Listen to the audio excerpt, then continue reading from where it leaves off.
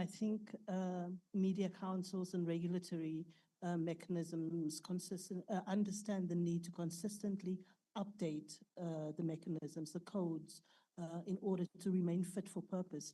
And that is why I want to ask my panel this question, and I'll address it to you, Pat. How are regulatory bodies, for example, adapting to artificial intelligence, misinformation, and platform dynamics?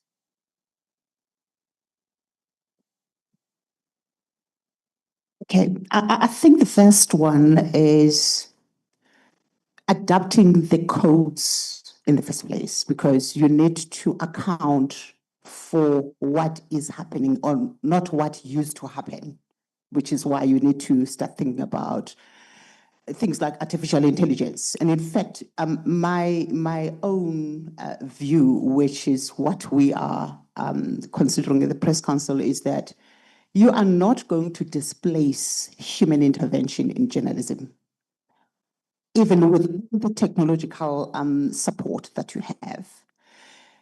As things stand, even your artificial intelligence, it's still repurposing content when you ask it questions, but it cannot reason for you.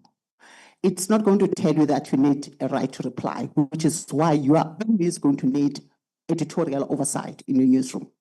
So your codes of ethics have to emphasize that the human is not going to go away for as long as, in fact, it's demanding more if you consider how these platforms or tools hallucinate when you ask them questions.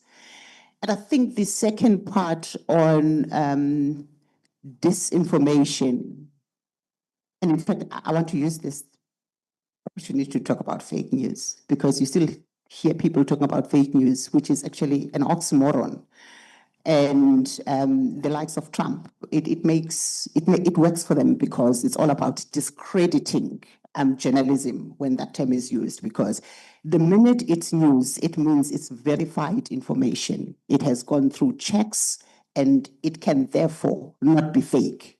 Yes, it could be faulty, and in terms of what has been interpreted or what has been presented, but it doesn't make it fake.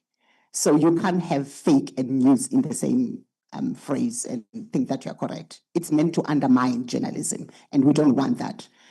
And where disinformation is concerned, the biggest problem that considering for our codes is the displacement of frontline witnessing that we know with journalism, because there are questions that you are going to have to ask to make sure that your information is of the right standard. But what we are seeing, I'm hoping that African politicians are not going to get into that space where we are starting to see things being announced on social media before journalists are aware of the information. And in fact, half the time, what you find on US politics, announcements and executive orders get published online. So journalists do not get given a platform to actually ask questions around the decisions that are being made. So the media briefings that used to be standard are now, in fact, are diminishing as a result of social media platforms.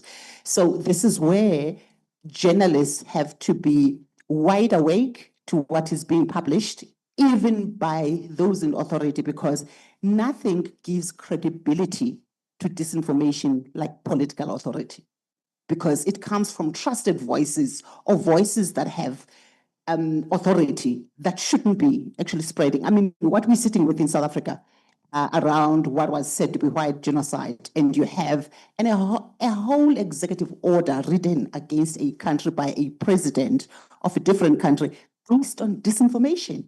Things that are not there. But I think the problem is for journalists not to call out lies as lies. So we just say, oh, but Minister so-and-so says there's no white genocide. But as a journalist, you know that there's no white genocide. Why aren't you saying so? Why don't you say it is a lie?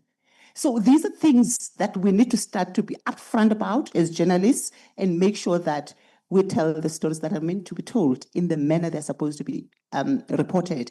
The whole issue around information integrity, it sounds like a buzzword currently, but it's a big thing. It is a big thing because if we say the right to life and the right to security of person are the bedrock rights upon which all other rights are built. But think of access to